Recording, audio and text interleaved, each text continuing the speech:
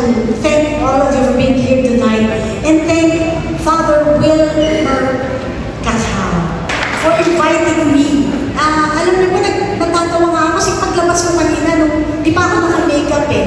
Di pa ako naka-makeup, bumaba ako. Tapos pinagganyanan eh, sabi ko, uy, ayan na si Jimmy, oh.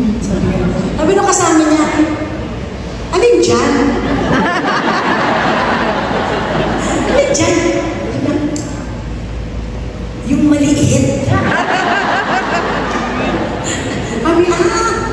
Sabi niya, ay, pala, oo, maliit nga. Pero, sinisipat-sipat pa ako. May tsura naman.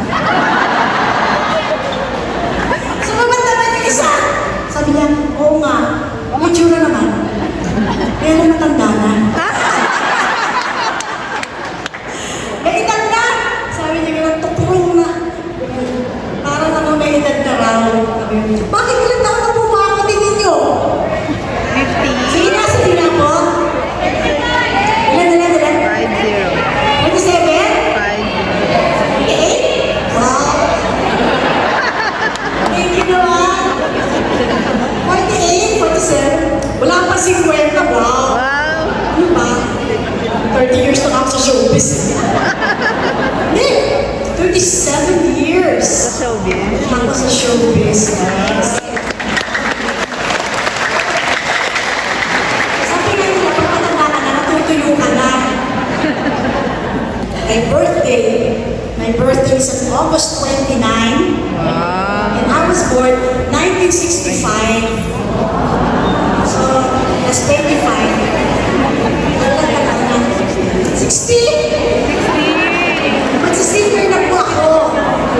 Excited na ako. Excited na ako para sa ilang discount? 20, lahat-lahat. Gamot. Lahat, pagkain, gamot. Every sinig. Yeah. Every Monday. Tama. Alatang puro senior na kayo. Pero sabi ko, pag senior na ako, nagtataka ko sa ibang senior, di ba gusto nilang priority sila? Gano'n. Di ba priority dapat senior? Sabi ko, bakit sila nagmamadali? Kasi senior na nga sila. Di ba dapat ano nga tayo? Medyo, ay di muna. Sige, mauna na kayo. So, and I'm very happy that before turning 60, nakasama ko kayo. Yeah. This is now the time to move on, and it is the time to heal. Tapos na rin po ang eleksyon. Now is the time to keep their promises, and now is the time to heal as a country. Di po ba? And it says in 2 Chronicles chapter 7, verse 14, that if my people who are called by my name will humble themselves and turn from their wicked ways, I will hear from heaven, forgive their sin, and heal their land. When my people humble themselves and pray, if they keep their face and humble themselves and turn from their wicked ways,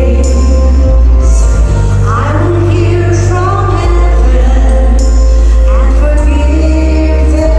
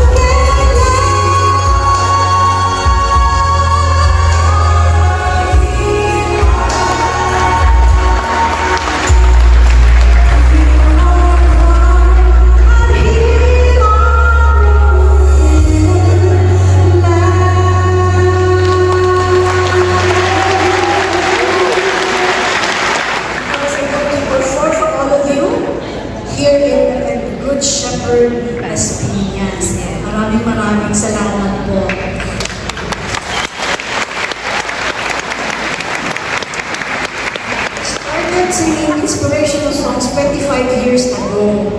So 25 years ago, because that was the great Jubilee. Okay? Nung ngayon, Jubilee, dapat meron ka ng label. Sabi sa akin, tawag sa'yo, inspirational diva. Wow. So nag-umpisa ko yun. Ba't ako tinawag na inspirational diva? So at first, masaya-saya ko, wow, ako Jubilee song, for the Magbidigo families, tapos si Arlan, tapos mamaya namatay si Jubilis Maturan, pinakanta ko, namatay si Rico yan, pinakanta ko.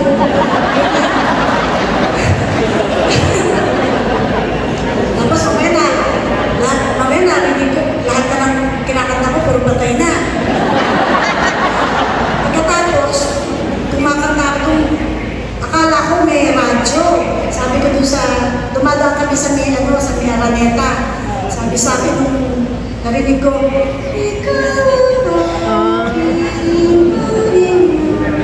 akala ko radyo. Sabi ko radyo, pakilakasan mo yung radyo. Sabi ko sa driver, ganyan, di ma'am, may gano'n kang patay sa likod. Pero of course, meron naman ako mga wedding na kinakanta namin. But of course, if you think about it, it's always a pleasure to be able to sing for the Lord. Di ba? And I just want to sing a medley of songs that started it. It goes like this. Today, when all life seems bought and used, there's a struggle to belong, to be free and to be a gift to everyone. We all are families, rise up and raise your hands as one. God show you the love of Christ, all gets children into one. We all are families.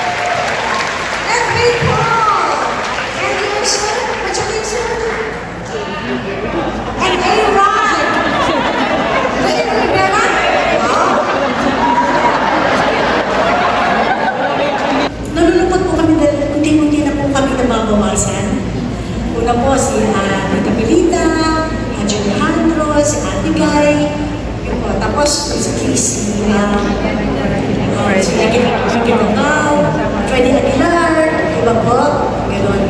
And hindi natin makakalimutan ang isang tao na nawala din sa buhay natin, si Pope Francis. And I had the privilege of singing for Pope Francis in 2015. Do you know the song? You know the song, We Are All God's Children.